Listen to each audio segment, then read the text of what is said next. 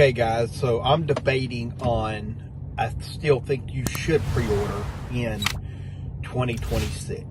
And here's some of my reasons why. Okay, first, we're all used to it.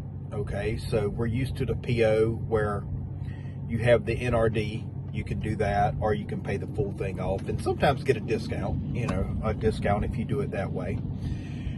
But then also, these days, we don't know what the ESs are going to be, but we do know they are significantly lower than previous years. I'll just say it like that. So with some of these ESs, they can be 100, they can be 150, 100, 200, or even, some go up to 300, but you just don't know.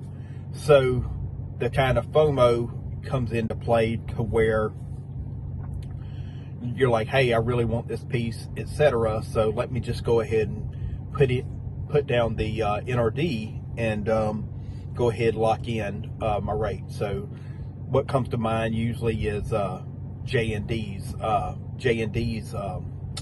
items. Their items usually sell out within hours, so they're a prime example of why you should do the PO process. But then you have other companies too that don't do like 1,000 pieces anymore. They'll say, hey, we're only doing 200 of this or 100 of this, or whatever.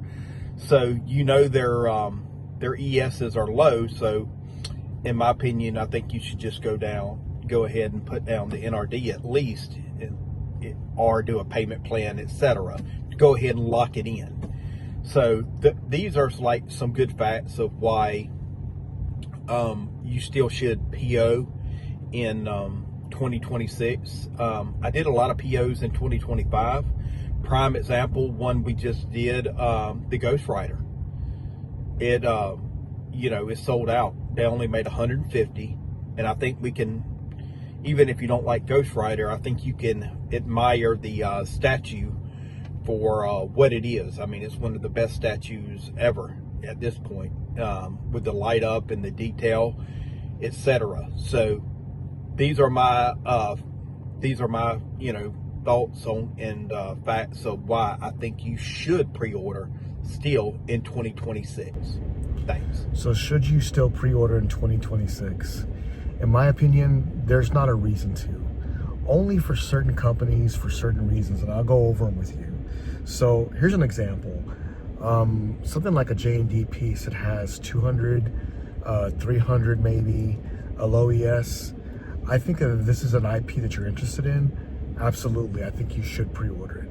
Now, on the flip side of that, when you're going through and looking at ES to be announced with Prime One and some of these other groups, when you look at them, I'm saying to myself, well, if this piece has 999, 1500, you know what? I think I'm gonna wait. I'm just gonna wait till it comes out, and then I'll make a decision whether I'm gonna pre-order or not. Keep in mind is that your NRD is locked in, and once you do that, you cannot take it back. It's done. That money's locked in. Can't get your refund, and that's a reason why I'm very careful this time around. In 2026, I want to make sure that not only am I pre-ordering wisely, I look at my collection. I look at if anything's going to be changing soon, because our minds change so often, and it's going to happen. So I have to be very careful with that. In my opinion, in 2026, I don't think you need to pre-order if the edition size is high. And another example is that I have the Prime One Predator Wolf XL. That piece is $999, has not sold out yet.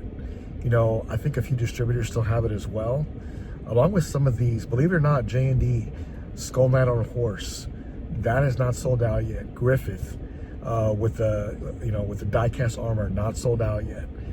They do have it on retailers' websites, but direct they did sell out. So cheaper price, I could definitely see that.